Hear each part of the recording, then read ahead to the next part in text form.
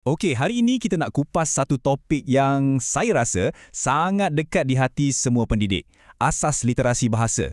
Kita nak cuba bina satu jambatan pemikiran bersama-sama. Macam mana nak bawa konsep literasi yang besar ni terus masuk ke dalam bilik darjah kita. Jom kita mulakan. Selalunya bila kita sebut literasi, apa yang terlintas? Mesti pasal kenal huruf, boleh baca, kan? Tapi petikan ni betul-betul buat kita fikir balik. Ia kata literasi ni bukan setakat tu, ia jambatan pemikiran. Wow! Ia tentang faham, cara kita berhubung dan nilai-nilai kita. Boleh kata inilah akal kepada semua benda dalam pendidikan. Cuba bayangkan, atau mungkin anda tak perlu bayang pun sebab dah selalu sangat nampak dalam kelas.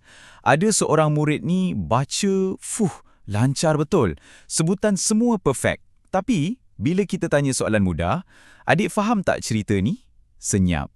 Inilah dia, mitos kelancaran yang kita nak pecahkan. Sebab lancar baca tak semestinya faham dan inilah isu besar yang kita nak bincangkan. Okey, sudah jelas kan? Lancar saja tak cukup. Jadi apa sebenarnya literasi ni kalau bukan sekadar kelancaran? Jom kita tengok dengan lebih mendalam dalam bahagian pertama ni. Kita nak lihat satu cara pandang yang baru tentang maksud sebenar literasi. Ini dia kuncinya.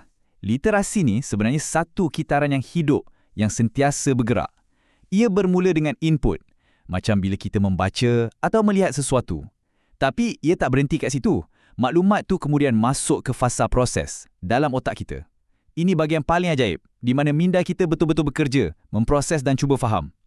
Akhir sekali, barulah ia keluar sebagai output, sama ada melalui tulisan atau percakapan kita.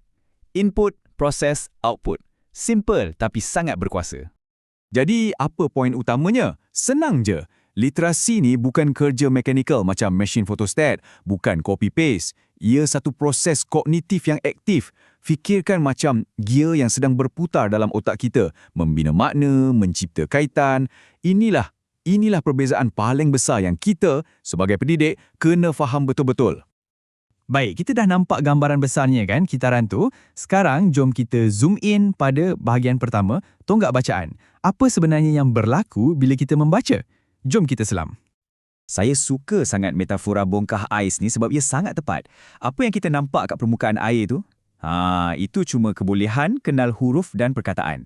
Puncaknya saja. Kecil je.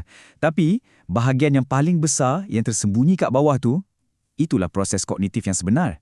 Di situlah letaknya pemahaman, tafsiran, di situlah magicnya berlaku. Jadi, macam mana proses kat bawah ayat tu berlaku? Ada 3 langkah macam tangga. Mula-mula, yang paling asas, pengecaman teks. Boleh nampak dan sebut perkataan. Okey? Lepas tu kita naik satu tingkat, kefahaman. Maksudnya, faham apa yang ayat tu cakap secara terus. Dan yang paling tinggi, interpretasi dan penilaian. Kat sini murid dah mula berfikir secara kritis. Kenapa ia penulis cakap macam ni? Apa maksud di sebaliknya? Dari nampak, ke faham, ke fikir.